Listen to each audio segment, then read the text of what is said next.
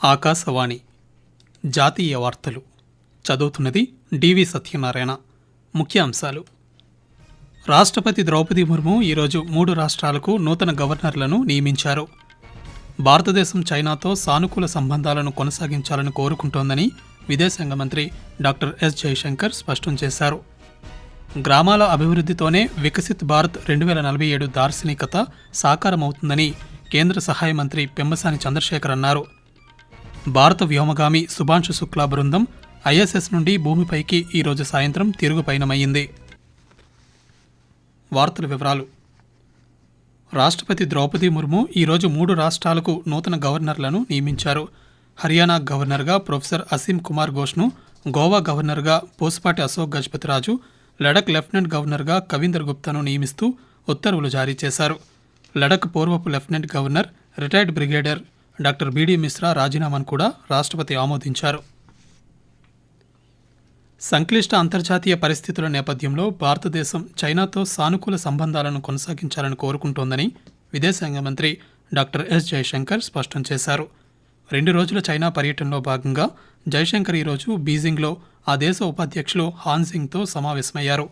ఇరు దేశాల మధ్య స్నేహపూర్వక సంబంధాలను నిరంతరం కొనసాగించడం వల్ల పరస్పరం ప్రయోజనకరమైన ఫలితాలు లభిస్తాయన్నారు. షాంఘై సహకార సంస్థ ఎస్సీఓలో చైనా అధ్యక్ష పదవికి భారతదేశం మద్దతునిస్తుందని తెలిపారు. ఇదిలా ఉండగా రేపు టియాన్జిన్ నగరంలో జరగనున్న ఎస్సీఓ విదేశాంగ మంత్రుల సమావేశంలో జయశంకర్ పాల్గొనున్నారు.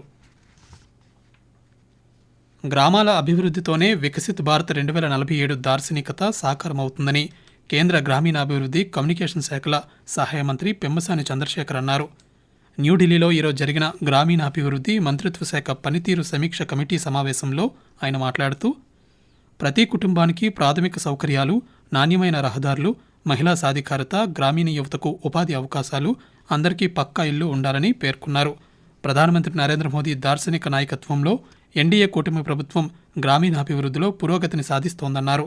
2029 నాటికి 2 కోట్ల అదనపు ఇళ్లు నిర్మించాలని లక్ష్యంగా పెట్టుకున్నామని పెమ్మసాని చంద్రశేఖర్ వివరిస్తూ, Manrega is the strongest weapon against rural unemployment and distress migration, and we have created some of the most visible assets in rural communities.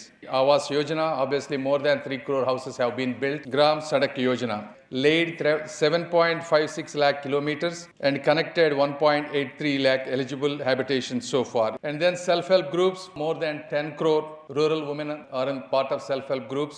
56 lakh youth were trained and 41 lakh successfully settled. So in all, I wanted to say, we're not just implementing schemes. If we all work together, we can create a new chapter of India's growth story. Axiom mission కోసం అంతర్జాతీయ అంతరిక్ష కేంద్రం ఐఎస్ఎస్కు వెళ్లిన భారత వ్యోమగామి group captain Shubhanshu Shukla బృందం భూమిపైకి ఈరోజు తిరుగు పయనమైంది. ఈ బృందం రేపు మధ్యాహ్నం 3 గంటలకు భూమికి చేరుకునుంది.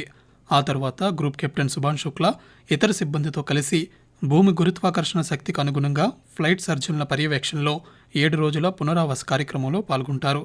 కాగా శుభాంశు శుక్లా ఐఎస్ఎస్కి 14 రోజుల మిషన్ కోసం వెళ్లారు. అంతర్జాతీయ అంతరిక్ష కేంద్రాన్ని సందర్శించిన 2వ భారతీయ వ్యోమగామిగా ఆయన నిలిచారు. కేంద్ర ఓడరేవులు, షిప్పింగ్, జల రవాణా శాఖ మంత్రి సర్బానంద్ సోనోవాలా బిమ్స్టిక్ పోర్ట్స్ కాన్క్లేవ్ 2025ను ఈరోజు ఆంధ్రప్రదేశ్లోని విశాఖపట్నంలో ప్రారంభించారు. 2 రోజుల పాటు జరగనున్న ఈ సదస్సుకి 26 సభ్య దేశాల నుండి వివిధ ఓడరేవుల ప్రతినిధులు హాజరయ్యారని ఆయన వెల్లడించారు. 100కు పైగా వాణిజ్య సంస్థల ప్రతినిధులు కూడా ఇందులో పాల్గొన్నారని కేంద్ర మంత్రి పాత్రికేయుల సమావేశంలో తెలియజేశారు. మొదటి రోజు ఈ సమావేశంలో సాంకేతిక అంశాలు, ప్రస్తుతం ఎదుర్కొంటున్న సవాళ్ల గురించి చర్చించామని తెలిపారు. ఈ విషయంలో సభ్య దేశాల ప్రతినిధులు ఈ సందర్భంగా అనేక సూచనలు, ప్రతిపాదనలు చేశారని ఆయన వెల్లడించారు. తరువాత సముద్ర రవాణా ఒప్పందంపై సభ్య దేశాల ప్రతినిధులు సంతకం చేశారని తెలియజేశారు. ఈ కాన్క్లేవ్లో సముద్రయాన వాణిజ్యంలో నూతన అవకాశాలను అన్వేషిస్తున్నామని సర్బానంద్ సోనోవాల్ పేర్కొంటూ, We are to explore the available potentialities that is there in the Bay of Bengal, and through maritime industry we want to grow together, and also we want to become one of the leading nations as a maritime nation in the globe. And in our cargo handling sector also we want to take a very, very important role in the near future by our collaborative efforts, and that is whatever in the 21st century the demanding challenges are there. we want to overcome by way of mutual cooperation. Akashvani జాతీయ వార్తలు వింటున్నారు.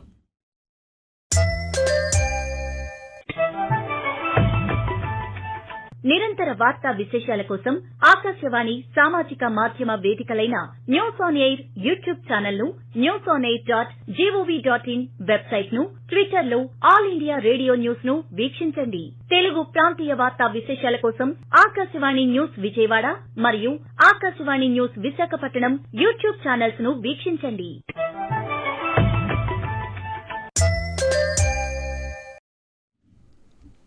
భారత చలనచిత్ర నటి B Sarojadevi మృతి పట్ల ప్రధానమంత్రి నరేంద్ర మోదీ సామాజిక మాధ్యమం ద్వారా సంతాపం వ్యక్తం చేశారు. ఆమె భారతీయ సినిమా సంస్కృతికి ఆదర్శంగా నిలిచిపోతారని అన్నారు. కాగా సరోజాదేవి 1955 నుంచి తెలుగు, కన్నడ, తమిళ చిత్రాల్లో నటించి వైవిధ్యభరితమైన నటనా ప్రదర్శనలతో తరతరాలుగా చెరగని తనదైన ముద్ర వేశారు. భూ కైలాస్, పాండురంగ మహత్యం, సీతారామ కళ్యాణం, జగదేక వీరుని కథ, శకుంతల, దానవీర సూరకర్ణ, ఆత్మబలం లాంటి చిత్రాలతో తెలుగు ప్రేక్షకులను మెప్పించారు. మాదక ద్రవ్యాల వినియోగం వల్ల కలిగే అనర్థాల పట్ల యువతకు అవగాహన కల్పించేందుకు ఈ నెల 18వ తేదీన వారణాసిలో 3 రోజుల పాటు నషాముక్త్ యువ ఫర్ వికసిత్ భారత్ను నిర్వహిస్తున్నామని కేంద్ర యువజన వ్యవహారాల శాఖ మంత్రి మన్సుఖ్ మాండవీయ అన్నారు.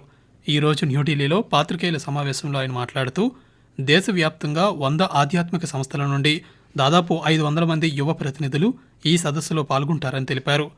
ఈ సమావేశం ముగింపులో మాదక ద్రవ్య వ్యసనాన్ని ఎదుర్కోవడానికి కార్యాచరణ ప్రణాళిక అయిన కాశీ డిక్లరేషన్పై సంతకం చేయనున్నామని ఆయన వివరిస్తూ भारत दुनिया में युवा देश है. एडिक्शन एक बहुत बड़ी समस्या के रूप में हमारे सामने आए हैं. उससे युवा सचमुच आज ये चुंगाल में फंस रहे और डी एडिक्शन के लिए देश में सरकार के द्वारा कई प्रयास करा जा रहा है. कई एनजीओ अपने हिसाब से प्रयास करती रहती है.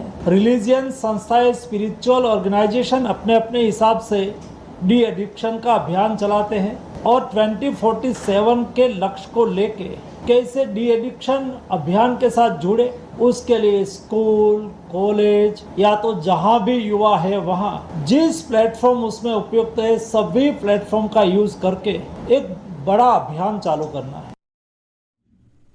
భారత అంతరిక్ష పరిశోధన సంస్థ ఇస్రో ప్రతిష్టాత్మకంగా చేపట్టి విజయం సాధించిన చంద్రయాన్-3 నేటితో 2 సంవత్సరాలు పూర్తి చేసుకుంది. ఈ మిషన్ యొక్క ప్రాథమిక లక్ష్యం చంద్రుని దక్షిణ ధృవానికి సమీపంలో ఉన్న ఎత్తైన ప్రాంతాలలో ల్యాండర్ రోవర్లను ఉంచడంతో పాటు ఎండ్-టు-ఎండ్ ల్యాండింగ్ రోవర్ సామర్థ్యాలను ప్రదర్శించడం. 2023లో ఇదే రోజున ఇస్రో అభివృద్ధి చేసిన LVM-3 M4 రాకెట్ చంద్రయాన్-3ని విజయవంతంగా కక్షలోకి ప్రవేశపెట్టింది. కేంద్ర ఆరోగ్య కుటుంబ సంక్షేమ శాఖ మంత్రి జేపీ నడ్డా తన 3 రోజుల సౌదీ అరేబియా పర్యటన ముగించుకొని ఈరోజు భారత్కు చేరుకున్నారు. ఈ పర్యటనలో ఎరువుల సరఫరా గొలుసును గణనీయంగా పెంచే దిశగా కీలకమైన ఒప్పందాలను కుదుర్చుకున్నారని అధికార వర్గాలు తెలిపాయి. దేశీయ స్టాక్ మార్కెట్ సూచీలు ఈరోజు నష్టాల్లో ముగిశాయి. సెన్సెక్స్ ఉదయం 82,500 పాయింట్ల వద్ద స్వల్ప లాభాల్లో ప్రారంభమై చివరకు 247 పాయింట్ల నష్టంతో 82,257 వద్ద ముగిసింది. నిఫ్టీ 67.55 పాయింట్ల నష్టంతో 25,082 వద్ద స్థిరపడింది. రానున్న 4 రోజుల్లో రాజస్థాన్, ఒడిశా, పశ్చిమ బెంగాల్ రాష్ట్రాల్లో భారీ నుండి అతి భారీ వర్షాలు కురిసే అవకాశం ఉందని భారత వాతావరణ శాఖ ఐఎండీ పేర్కొంది. మరిన్ని వివరాలను ఐఎండీ శాస్త్రవేత్త వెల్లడిస్తూ The western disturbance also is seen as a trough in middle tropospheric level, longitude 60 degree east to the north of latitude 20 degree north. Hot and humid weather very likely at isolated places over Andhra Pradesh and Tamil Nadu for next 2 days. జాతీయ వార్తలు ముగించే ముందు ముఖ్యాంశాలు మరోసారి. రాష్ట్రపతి ద్రౌపది ముర్ము ఈరోజు 3 రాష్ట్రాలకు నూతన గవర్నర్లను నియమించారు. భారతదేశం చైనాతో సానుకూల సంబంధాలను కొనసాగించాలని కోరుకుంటోందని విదేశాంగ మంత్రి డాక్టర్ ఎస్ జయశంకర్ స్పష్టం చేశారు. గ్రామాల అభివృద్ధితోనే వికసిత్ భారత్ 2047 దార్శనికత సాకారమవుతుందని కేంద్ర సహాయ మంత్రి పెమ్మసాని చంద్రశేఖర్ అన్నారు. భారత వ్యోమగామి సుభాష్ శుక్లా బృందం ఐఎస్ఎస్ నుండి భూమిపైకి ఈరోజు సాయంత్రం తిరుగు పయనమైంది. ఆకాశవాణి జాతీయ వార్తలు ఇంతటితో సమాప్తం.